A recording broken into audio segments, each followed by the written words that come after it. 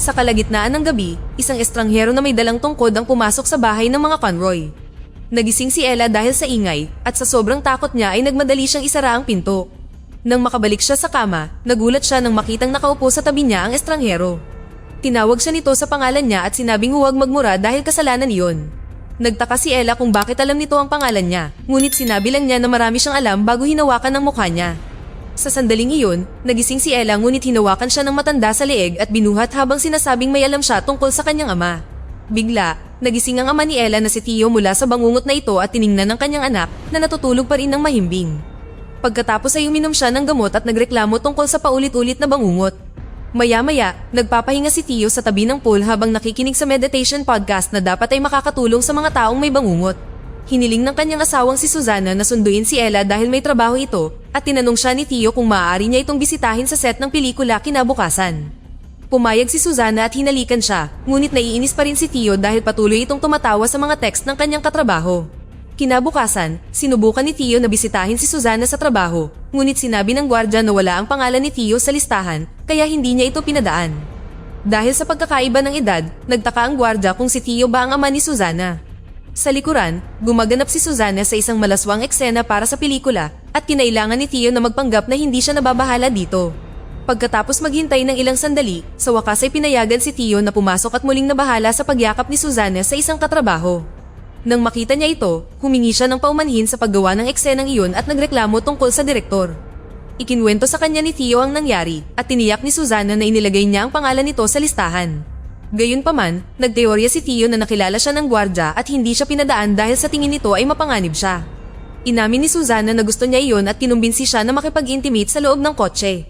Nang matapos sila, sinabi ni Susana na maaari siyang magretiro dahil mayaman si Tio, ngunit alam niyang hindi siya magiging masaya sa ganoong paraan. Sa halip, nagkasundo silang magbakasyon. Nang gabing iyon, nakumpirma sa internet ang booking para sa isang magandang bahay sa kanayunan ng Wales. Maya-maya, papunta na ang pamilya sa bahay bakasyonan. Nagtatalo sina Tio at Susana tungkol sa kanyang pagmamaneho, ngunit nagambala sila ni Ella na nagtanong kung mauuna bang mamatay si Tio dahil mas matanda na ito. Hindi na ipaliwanag ng kanyang mga magulang ang mga bagay tungkol sa buhay at kamatayan sa kanya at ang pagkagambalang ito ay halos maging dahilan ng kanilang pagbangga. Mabuti na lang at naiwasan ni Susana ang isa pang sasakyan sa tamang oras.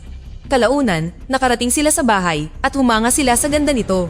Patuloy na tumatakbo si Ella kaya pinakalma siya ni Tio at sa wakas ay binigyan siya ng tamang sagot. Isang araw, mamamatay ang lahat, ngunit magkikita silang muli sa langit. Nang gabing iyon, gumagawa si Ella ng mga shadow puppets sa kanyang kama. Bigla, isang hugis tao na anino ang lumitaw sa tabi niya at napalingon si Ella dahil sa gulat, ngunit ang kanyang ama lamang iyon. Sinabi niya sa kanya na nakakita siya ng anino, ngunit hindi ito pinansin ni Tio at tinumutan siya. Pagkatapos niyang magtago sa ilalim ng mga kumot, umalis ang anino sa kanyang silid. Pagkatapos, sinabi ni Tio kay Susana na sira ang thermostat. Dahil ang booking ay nasa ilalim ng kanyang pangalan, hiniling ni Tio sa kanya na tawagan ng may-ari, si Stetler, sa umaga upang humiling ng pag-aayos. Palihim na bumangon si Ella sa kama upang tingnan ng kanyang mga magulang, ngunit nang makita siya ng mga ito, tumakbo siya pabalik sa kanyang silid. Sa sala, pinatay ni Tio ang lahat ng ilaw, ngunit hindi niya mahanap ang tamang switch para sa lampara sa sulok, kaya nga natili itong nakabukas. Alas 10:35 ng gabi, pumasok si Tio sa laundry room upang patayin din ang ilaw na iyon, ngunit nagulat siya nang matagpuan ng isang larawan sa dingding. Ipinapakita nito ang isang lalaking nakatayo sa pinto ng basement na may kumikislap na ilaw. Hindi ito pinansin ni Tio at umalis, isinara ang pinto sa likuran niya. Hindi niya nakita ang ilaw na muling bumukas. Pagpasok niya sa kanyang kwarto, natutulog na si Susana. Umupo siya sa tabi niya at nagising siya sa gulat. Matapos sabihin sa kanya na nanaginip siya ng masama, pinagalitan niya ito dahil sa sobrang tagal bago pinatay ang mga ilaw at nakatulog muli. Inakala ni Tio na nagbibiro lang siya kaya natulog din siya, nang hindi namamalayan na 12 minuto pasado alas 3 na pala ng madaling araw. Buong gabi, paulit-ulit na nanaginip si Tio tungkol sa bathtub, lalaking may tungkod, at bangkay ng babae. Nang magising siya, napansin niyang 46 minuto pasado alas 10 na pala ng umaga, nakakaiba dahil hindi siya natutulog ng sobra.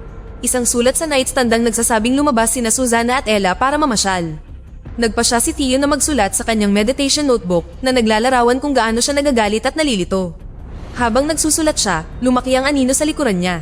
Nang maubusan ng tinta ang kanyang panulat, itinapon niya ito sa pagkadismaya. Sa kakahuyan, umaakyat si Ella sa isang puno, hindi pinapansin ang mga pagtutol ng kanyang ina. Bigla siyang nadulas at nahulog, ngunit sa kabutihang palad, nasalo siya ni Susana. Pagkatapos, tinanong ni Ella kung bakit ayaw ng mga tao sa kanyang ama.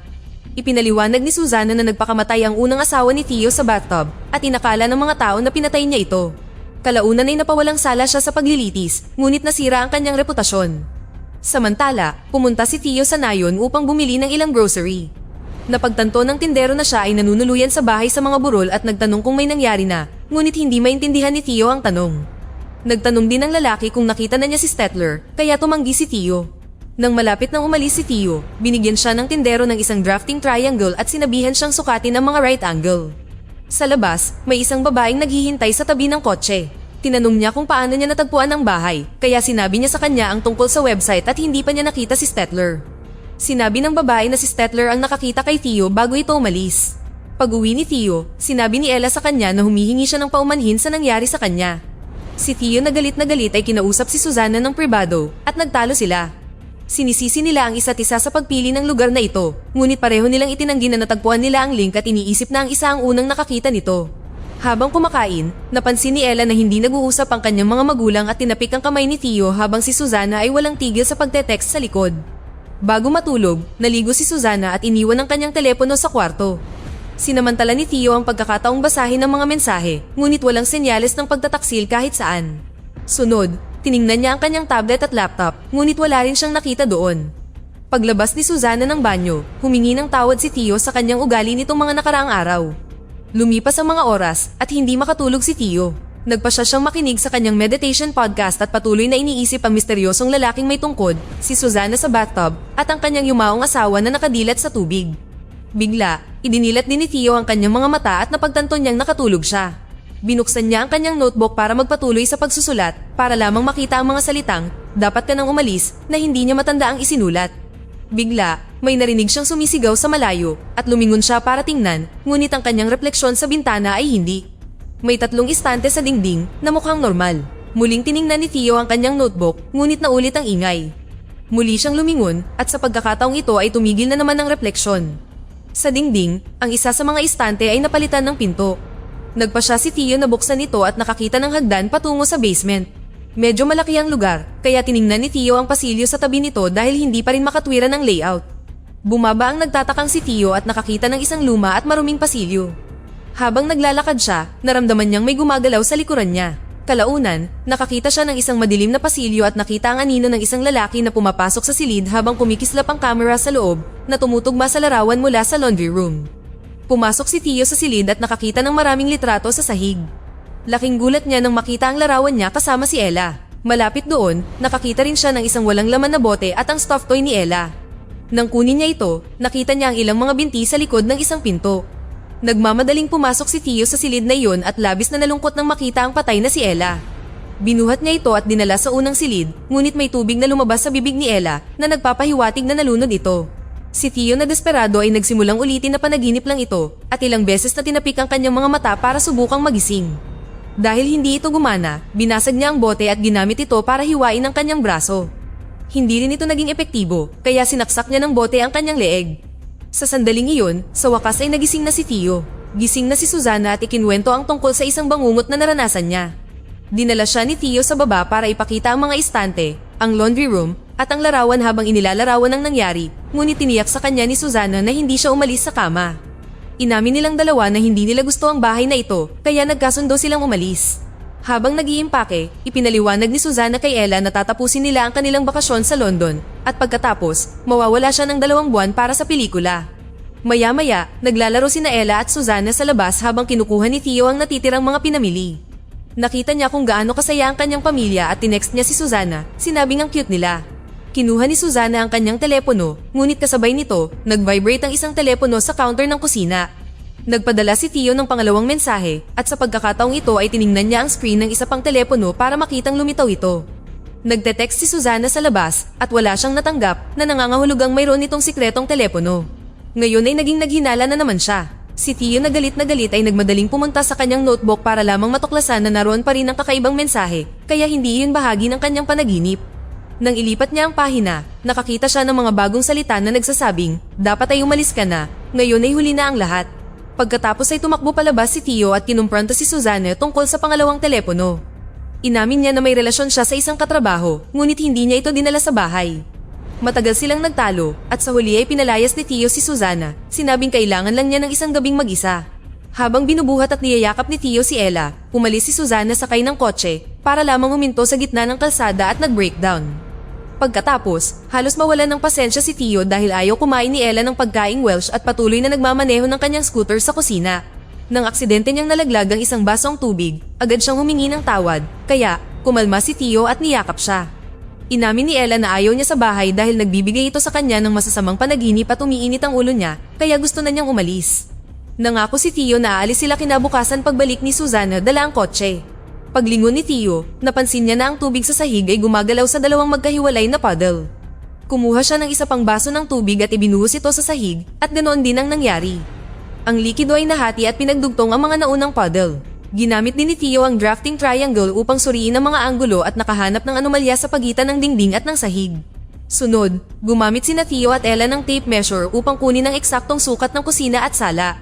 Inulit nila ang proseso sa labas at natuklasan na ang bahay ay kakaibang mas malaki sa loob. Sinabi ni Ella na giniginaw siya, kaya sinabihan siya ni Tio na kunin ang kanyang jacket. Agad siyang pumunta sa pinto, ngunit hindi siya nakita ni Tio na pumasok. Bigla, lumitaw si Ella sa kabilang panig ng kusina at kumaway sa kanya pagkatapos niyang kunin ang kanyang jacket, ngunit nang muli siyang dumaan sa pinto, hindi na siya lumabas.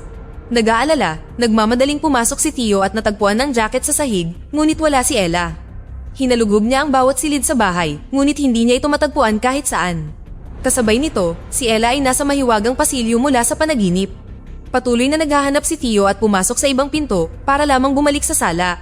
Sa likuran niya, isang kakaibang anino ang kumurap. Pagkatapos ay tumakbo palabas si Tio sa isa pang pinto at bumalik para buksan ang una. Sa pagkakataong ito, natagpuan niya ang karaniwang pasilyo, kaya pinanatili niyang bukas ang pinto gamit ang isang upuan. Nang lumingon siya, natuklasan niya na lumawak ang pasilyo at ngayon ay may napakaraming pinto. Pumunta si Tio sa silid na may mga istante at natagpuan ang pinto sa gitna. Nang pumasok siya at binuksan ang ilaw, sumara ang pinto sa likuran niya. Samantala, nakita ni Ella ang bukas na pinto sa madilim na pasilyo at pumasok sa loob. Tumingin siya sa paligid ng silid hanggang sa makakita siya ng bathtub na may bangkay ng babae. Bigla, nagsimulang gumalaw ang katawan at sumigaw si Ella habang sinusubukang tumakas para lamang mabangga ang estranghero na may tungkod. Sinabi niyang hindi siya madalas makakita ng mga inosenteng mukha sa bahay at tinanong ito tungkol sa kanyang ama, ngunit tumakbo lang si Ella sa kabilang direksyon. Narinig ni Tio ang kanyang sigaw at desperadong hinalughog ang bawat silid. Sa isa, nakita niya ang ulan na bumabagsak mula sa kisame, habang sa isa pa, nakita niya ang walang katapusang hagdan. Sinundan ng boses ni Ella, sinimulan ni Tio na sipain ng isang pinto hanggang sa lumipad palabas ang upuan, at tumakbo siya pabalik sa karaniwang bahay upang makita si Ella na nakaupo sa hagdan. Nagyakap sila ng mahigpit habang ibinabahagi niya kung gaano siya natatakot. Pagkatapos, sinubukan ni Tio na tawagan si Susana, ngunit ipinadala siya sa voicemail. Sinabihan siya ni Ella na tawagan ng isa pang telepono ni Susana, ngunit wala siyang numerong nito. Pagkatapos mag-iwan ng mensahe, tinawagan ni Tio ang tindahan upang tanungin ang may-ari tungkol sa taxi service. Sinabi sa kanya ng lalaki na walang ganoong bagay sa nayon at tinanong siya kung ginamit niya ang drafting triangle. Nang sumagot ng oo si Tio, sinabi sa kanya ng tindero na bago ang bahay na iyon, may ibang bahay, at bago ang isa pang iyon, dati ay may tore. Sinasabi ng alamat na ang Diablo ay nagtatayo ng tore upang mangolekta ng mga kaluluwa at winawasak ito ng Diyos, ngunit patuloy itong itinatayo muli ng Diablo. Habang binabanggit ng tindero ang mga taong hindi nakaalis ng bahay, patuloy na sumusulyap si Tio sa dingding at nakitang dumarami ang mga litratong lumilitaw. Napuno siya at sinabing kailangan na niyang umalis ngayon, ngunit ipinaliwanag ng tindero na wala siyang magagawa. Bigla, kinuha ni Stetler ang tawag na nagsabi kay Tio na lagi siyang nandito. Si Tio na desperado ay nagpas siyang maglakad sila papunta sa nayon at halos magpanik nang hindi niya mabuksan ang pinto, ngunit kinailangan niya lang itong buksan. Habang paalis sina Tio at Ella, nakita nila ang isang taong sumulpot sa loob ng bahay. Mabilis silang naglakad sa kalsada at patuloy na nagugulat sa iba't ibang tunog ng mga hayop. Matapos maglakad ng ilang sandali, sa wakas ay nakakita sila ng ilang mga ilaw, gayunpaman, hindi ng nayon, ito ang bahay muli. Ayaw pumasok ni Ella, ngunit ipinaliwanag ni Tio na wala silang pagpipilian at nangako siyang poprotektahan siya. Nang pareho na silang nasa kama, inamin ni Tio na noong bata pa siya, mayaman at matagumpay siya, kaya nawala sa landas ang kanyang buhay at naging isang taong hindi niya ipinagmamalaki.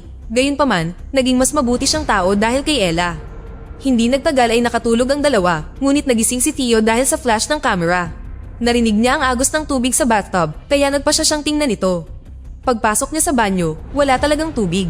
Sumara ang mga pinto sa likuran niya, kaya agad niya itong itinulak para lang mapunta sa madilim na pasilyo. Habang tumutulo ang tubig sa mga dingding, narinig niya ang pagtawag sa kanya ni Ella sa di kalayuan. Hinalugog ni Theo ang lugar hanggang sa makakita siya ng isang bathtub na puno ng tubig. Bigla siyang hinawakan ng kanyang yumaong asawa mula sa likuran at itinulak siya pahiga sa sahig. Sinubukan ni Theo na ipagtanggol ang sarili, ngunit nagsuka ng tubig ang babae sa kanyang mukha. Matapos magpumiglas ng ilang sandali, nawala ang babae.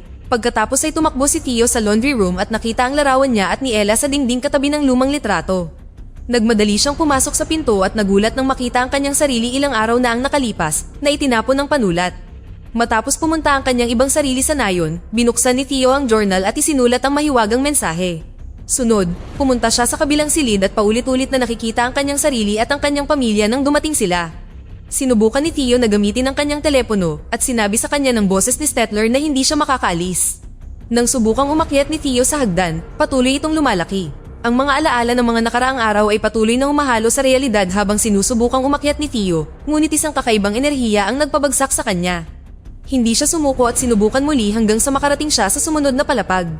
Nang tumingin siya sa bintana, nakita niya si Susana na nagparking, ngunit ito ay nahaluan ng alaala ng kanilang pagdating muli. Sa isang kisap mata lamang, muling lumitaw si Theo sa nakakatakot na silid at sa wakas ay nakita ang estranghero na may dalang tungkod. Siya si Stettler, ang may-ari ng bahay, ngunit ang diablo rin. Naririnig ang boses ni Ella na humihingi ng tulong at lumitaw ang kanyang anino sa dingding. Sinabihan ni Theo si Stettler na pakawalan siya at tinusok siya ni Stettler ng tungkod, kaya ninakaw ito ni Theo at nagbanta na aatake.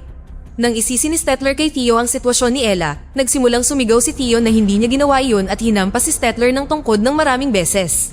Nagsimulang magdugo si Stettler, nahulog ang salamin, at maging ng isang ngipin. Gayunpaman, patuloy niyang sinasabi ang tungkol sa mga kasalanan ng ama na nakakaapekto sa mga bata. Hinubad niya ang kanyang sombrero at isiniwalat na kamukha niya si Theo na nagpapaalala sa kanya na ang salamin ay nagpapakita lamang ng sarili ng isang tao. Ipinaliwanag din niya na si Theo lamang ang tanging nagpapanatili kay Ella sa bahay. Sa bingit ng pagkasira, sinabi ni Theo na hindi niya ito magagawa. Sinabi sa kanya ni Stettler na alam niya ang dapat niyang gawin at nawala. Pagkatapos, lumitaw si Ella sa likuran niya at muling nagsama sa isang yakap habang humihingi ng tawad si Theo para sa lahat. Sa labas, sa wakas ay dumating na si Susana. Isinakay ni Theo si Ella sa kotse at hinalikan ito ng goodbye bago nakipag-usap ng pribado sa kanyang asawa. Gusto ni Susana na ayusin ang mga bagay-bagay, gayunpaman, iniisip ni Theo na nararapat siya sa bahay.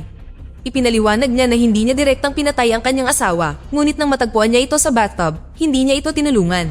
Maaari sana siyang iligtas ni Theo, ngunit sa halip, pinanood niya itong malunod dahil ilang taon na niya itong kinasusuklaman at wala siyang sapat na lakas ng loob para hiwalayan ito. Sinabi niya kay Susana na hindi niya maaaring takasan ng kanyang anino na kinumpirma na ang presensya sa bahay ay ang mga kasalanan niya. Ligtas na umalis sina Susana at Ella habang si Theo ay nakulong sa bahay magpakailanman. Sa internet, muling pinaparentahan ng bahay upang makahuli ng mga bagong kaluluwa. Dito na nagtatapos ang ating kwento. Sana ay nagustuhan nyo. Mag-subscribe na kung hindi ka pa nakasubscribe, pindutin na rin ang notification bell at like button upang matulungan ang channel at mag-iwan na rin ng komento. Maraming salamat sa panonood.